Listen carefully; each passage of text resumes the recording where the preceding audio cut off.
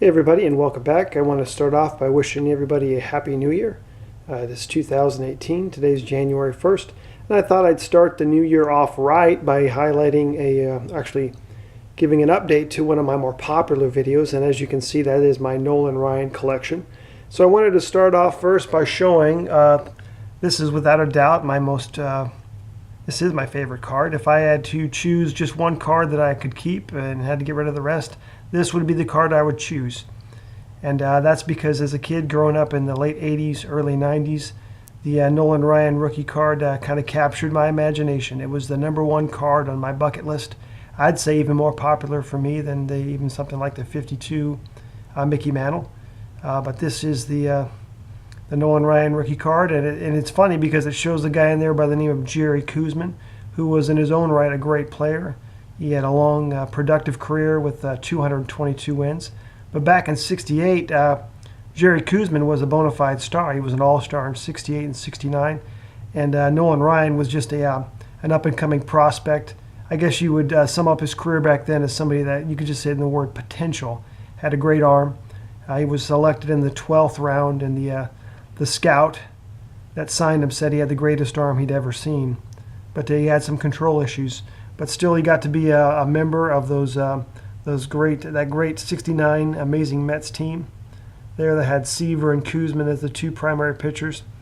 And I love this card here. This 70 card shows him in action, coming in World Series Game 3, came in and did a great job pitching. It says he saves the day.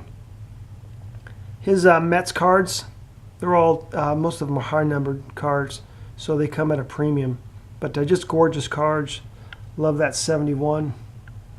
Once again, he's kind of more of a rough and prospect there with that great arm of his. And then here in '72, his first card with the Angels, he becomes an all-star in '72, and he just proceeds to dominate the rest of the '70s while he's wearing that California Angels uniform. The Angels really got talk about a great move picking him up. I tell you what, he was just a great pitcher for them. This is where he has some of his most productive years, putting up amazing strikeout numbers. Just a dominant power pitcher. Just a couple more no-hitters. That 74 tops is a tough one to get in the higher grades. Centering is always an issue on that one. I just have it on near mint 7. But if you want to get it higher than a near mint 8, you're going to have to pay a lot of money for that. And then the SBC. Coming down here, the first year of Hostess in 75. 75 tops, that's the only mini variation I have. Probably need to pick up some more of those. And then I have all the full size coming at you from 75. I'm going to slowly move over here. Show the 1976 card. 1977s. So looking at these two 77 cards here, the one on the left is the tops. The one on the right is the cloth sticker from that year. It uses also the image that would be found on the 77 O-Pee-Chee. More of a little close-up shot of him. We run on to Kellogg's here from the 78 set. Down, starting with the 79 O-Pee-Chee. A couple more tops from 78. A leaders card he shared with Phil Niekro as the top strikeout leaders in 77. And then coming on here to 79 with an O-Pee-Chee, and then another leaders card from 79. Then his tops from 79. And also it shows here that he was the season strikeout leader. He ultimately would pass Walter Johnson in the 80s to become the career strikeout leader. And then his last Kellogg's card as an Angel. And you can see 80 is the last year that he was shown in those Angels uniforms. And you can see here a good example. On the left, that Topps from 1980. And on the right, the Topps Burger King one that came out later. So the 80 Topps one you'd get in the pack. And I don't know if you had to get this from an actual Burger King store or some sort of promo.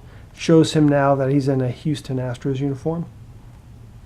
And that takes us up into the early 80s as we see the rise of the card market and industry with the release of the 81 Donruss and 81 Fleer.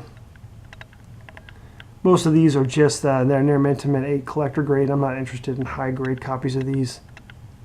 And I haven't really paid a whole lot for this for these collections. Most of these cards from the 80s, I just I get them. I look for them in near Mint 8s. There's a couple 9s. I think I have 110. There's a sticker. Sorry for the glare there. That's actually the 82 Donruss, Nolan Ryan. Coming down to a couple more 82s, his Fleer and his Topps. Just a team leaders card, his 83 Fleer.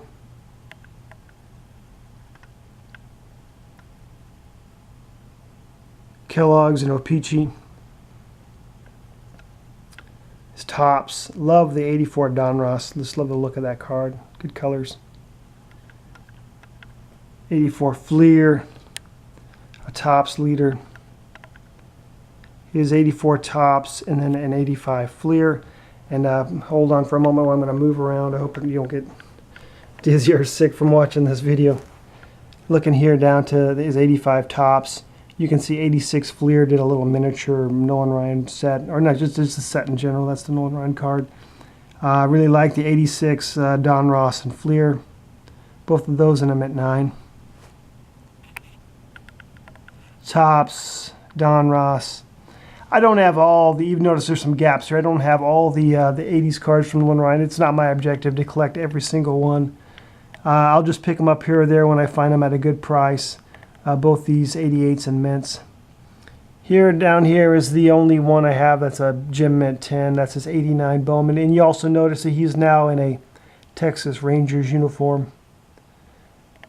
The famous 89 Upper Deck set. I like the one with him in the Houston uniform with the imagery there showing him in the delivery. 89-90 is really where his popularity picks up. You know, the card industry itself is booming. He comes in, pitches, he gets his 5,000 strikeout. He pitches a no-hitter in 90, pitches another one in 91 for the Rangers. And doing it at his age, you know, and with his longevity, he was at the right time, at the right place at the right time, you know, with the card business booming. You see all these new upstart companies in the early 90s.